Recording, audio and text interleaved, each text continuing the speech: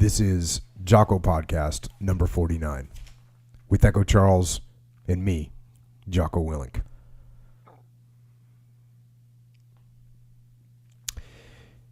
It starts off quietly. When you're young, you don't quite know where it comes from, and at first you don't even know what it is. But you know it's something. You feel it growing. You're just a child, but you feel it.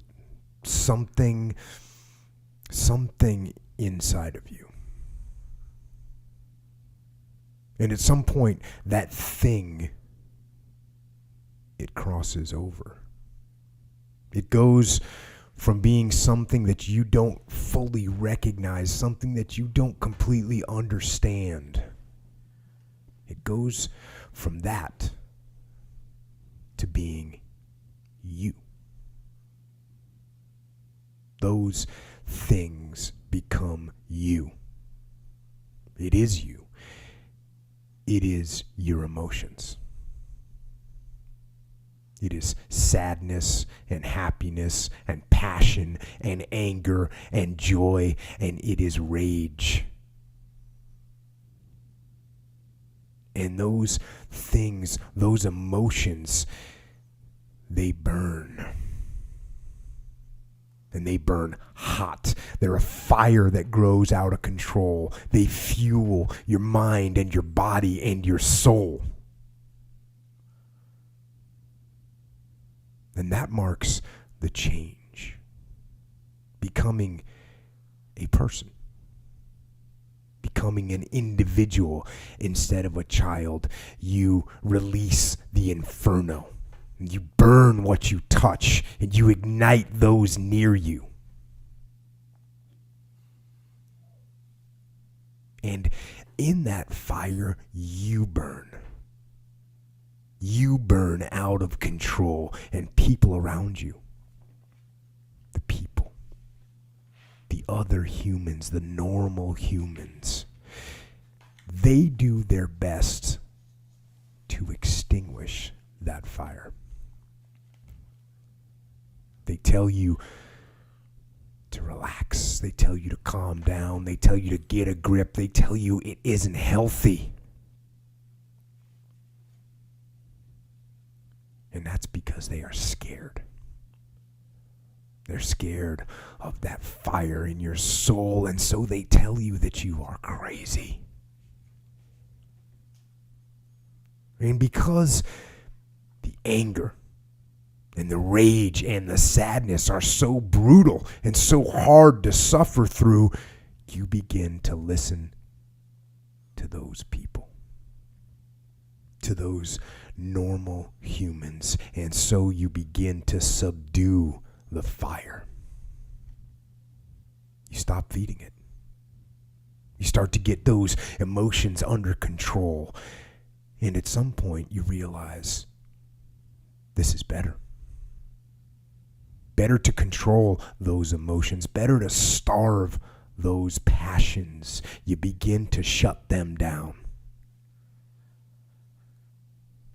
You are a child no more.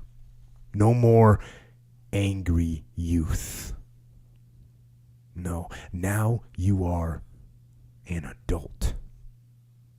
A responsible adult. You control your emotions. You don't let them control you. And the anger and the rage and the sadness, they begin to wither up. They become listless. Just memories. But when the anger and the rage and the sadness fade, so does the passion and the happiness and the joy. And of course, because it happens slowly, the creeping disease, you don't notice it. It isn't a bolt of lightning or a violent explosion that kills them, but a slow, slithering death. Then, one day, you wake up and you catch a glimpse of yourself in the mirror. And as you look into your own faded, lifeless eyes, you see something. Something you recognize. Something subtle and worn, but something still filled with a subdued power. And you remember. You remember what that felt like. What anger and joy and horror and happiness felt like. And you wonder what happened to them. And you realize that in order to control your passions, you destroyed them. All of them. But let me tell you, they aren't dead. They cannot so easily be killed. They are there and they are waiting to be released again. And no, you don't have to let them get out of control, but you can certainly let them out into the wild. You can dance with them.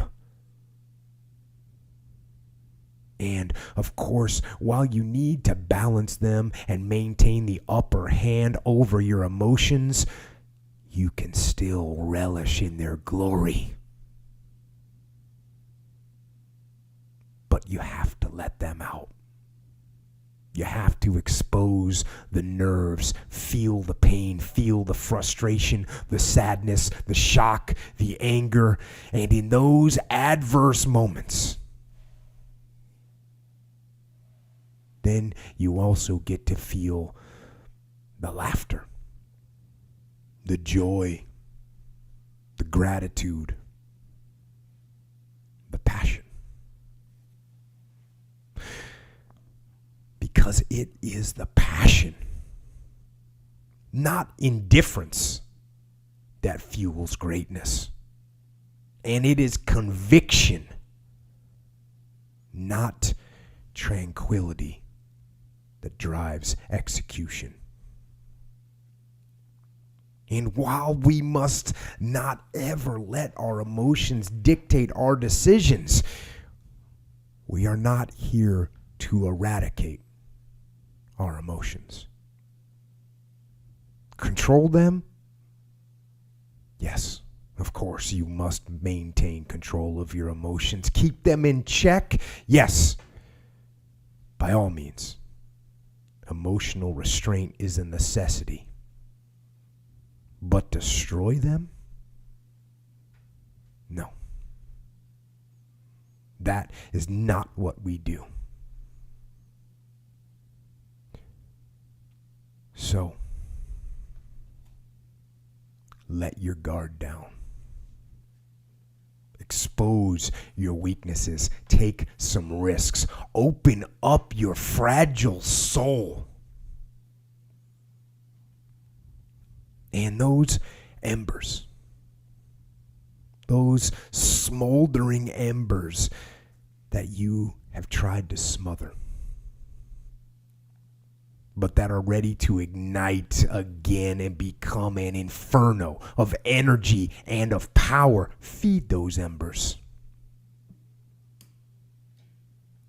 Light that fire again. Stoke it with air and fuel and more fire. And let it burn.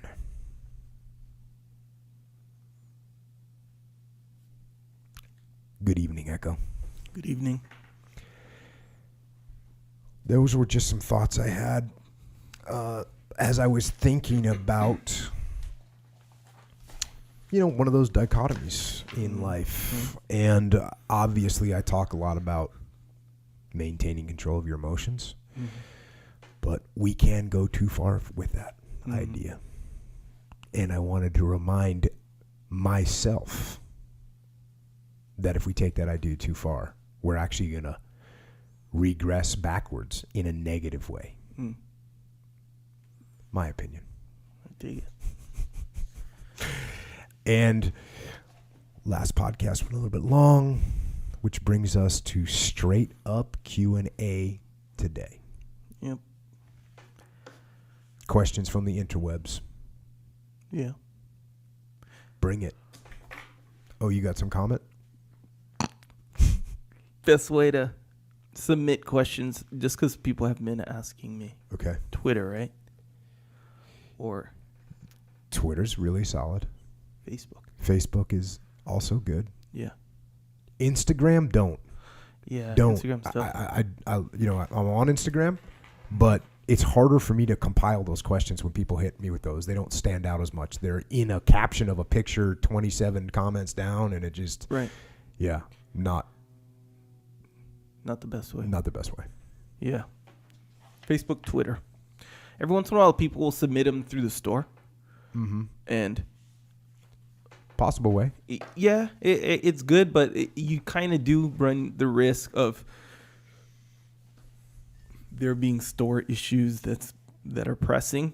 And then I'm like, okay, let me get back to this question, whether it be to forward it or whatever. Mm-hmm. Yeah, so you run the risk of it maybe getting shuffled to the bottom or something. Yeah, I'm trying to think there might be a more efficient way to do it. Yeah. Maybe I should just be doing maybe I should do for each podcast on Facebook, say, hey, if you have questions for the next podcast, ask them on this thread right here. Mm-hmm. That might be a way to do it. What about an email? Questions at... That might be a good idea, too. Yeah, that might be a good idea. Interesting. All right. If only I knew someone that knew how to set that up. Yep. All right. Speaking of questions from the interweb, what do you got?